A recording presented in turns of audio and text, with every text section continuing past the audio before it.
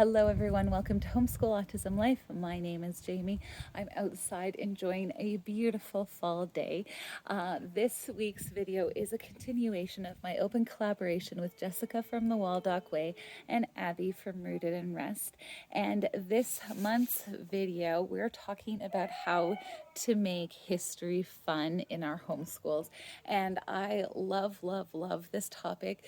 Not long ago, they asked what our favorite subject to teach was, and history is my favorite. So I'm going to try and vary some of my comments a little bit in case you've watched that one already. But history is one of those things that when I was in school, it definitely wasn't something that I loved. It was very dry, names, dates, and preparing for tests.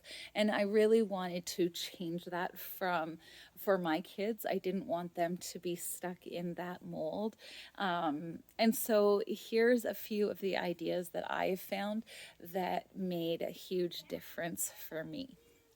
So the big one that I found, and you will probably hear this a lot, is living books. So books that talk about historical events in a narrative form, with just the rich explanations of what it was like to live in those times in history. This is the one we're going through because we're doing the Africa unit, and I had heard from Simply Charlotte Mason.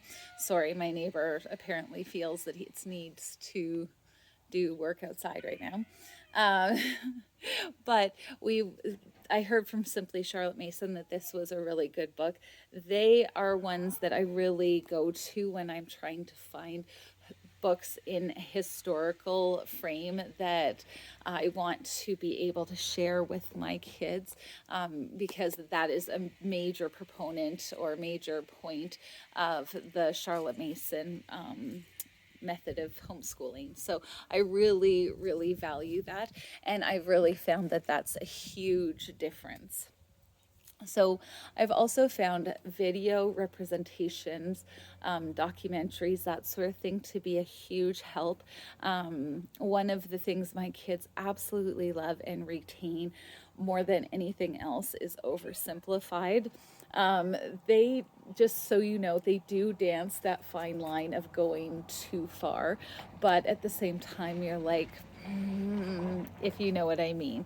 When it's retained and the kids find it humorous and funny, they maintain it, and I'll hear the girls enacting those things. So it's quite funny.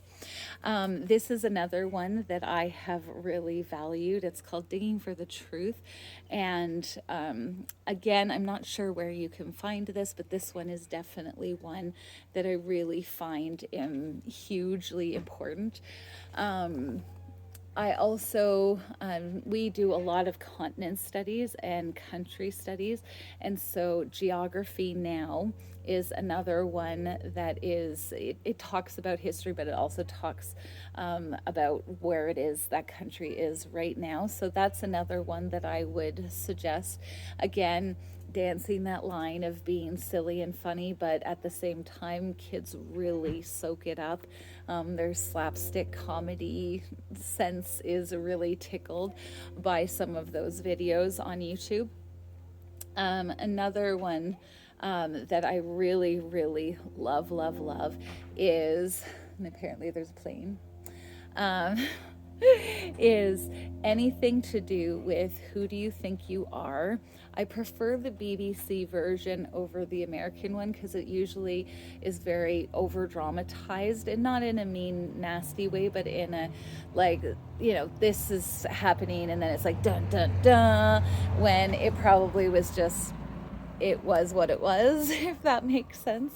But the BBC one, I find like they go to different parts of the world a lot more, just because of how the history of the UK was very colonial all over the world and stuff. But it's so fun to see how some of these people, and most of our kids will never know who these famous people are, but to see where the history actually connects to these people who are living and alive today doing various things. And I've loved, like, there was one fella from India, like he knew he had Indian in him, but his name was very Scottish, and yet here he went to India and there was a whole town of McGowans in India that he walked in, and they were overwhelming him with how, but yet he felt this familial, it was amazing. So those, like, I've struggled. I want to buy all of the seasons and I've struggled to find it, but it's such a worthwhile endeavor to go and find those types of stories, because they go so far back as they can, and so that tells the history. They also go to places like the Caribbean, and here's this ancestor who's a cook or chef in London, and yet his ancestors were from the Caribbean, and they tell that story of how they got there. It's just amazing. And I think that is one of those shows, it's entirely appropriate, but it's almost like a treasure hunt at the same time. It's so epic and awesome. And then the last thing that I would suggest is there is usually someone in your family who is the keeper of the family stories, the keeper of the family photos of your ancestors. I really, really encourage you to find that person. In my family, there's a few of the older people, but then I became that person because I really wanted to answer some of the questions that I had about my husband's family. And then that got me into the whole genealogical gig. And I have loved it. So when we did Europe, and we are entirely European. When we did Europe, the kids and I did a project about where their ancestors are from. And I had the map of where they were from all along this side, and then the history filled with pictures of their relatives, their ancestors, that they may not have even known of or known the whereabouts of. And then I told them the story of their ancestors, very much like Who Do You Think You Are, except for them. And it changes so much of the history. So in this family, we have the Russian Mennonites and what that history looked like, what it was like for them to live through it, and then becoming people who immigrated because of a horrible time in their home country and migrating to Mexico from Russia, Siberia, Russia, but migrating to Mexico and trying to survive. And how well did that go? And his wife, she was on the Oregon Trail. And so you can tell that story, and that story is amazing.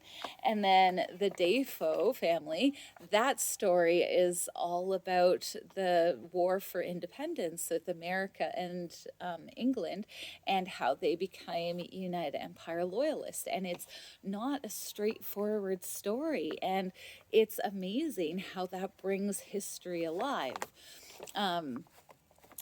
This family member's from Norway. This family member is my Dutch relatives who came over after World War II, and what that looked like. And then my Dupuis family, how the ancestor who came from France in the 1600s. And you have this beautiful picture at the end of it, even if you just do a cursory look. But when you build that picture and you go, look at how many things had to go just right, the way God wanted it for you to even be alive.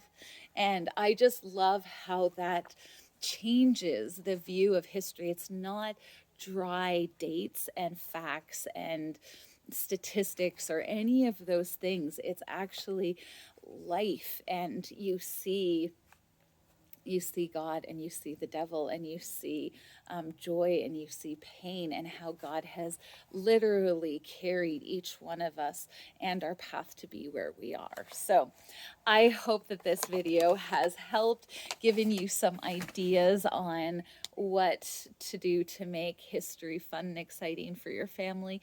Thank you, Jessica and Abby, for having us on this and doing this.